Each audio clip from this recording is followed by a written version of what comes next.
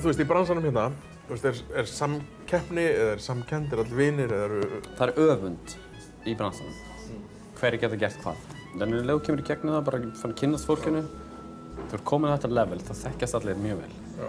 Þú ert komin inn í þessa klíku, ég meina, þetta örugglega sama klíka ef þú ert heima. Ertu komin í þessa klíku það? Ég myndi segja það.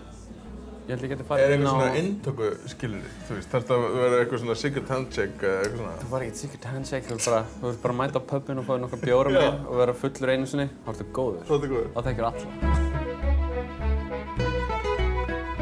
You're telling me that the nest around this is made from truffle? This is just chopped truffles, the black stuff. That makes us very, very happy. Thank you, man. I'm glad.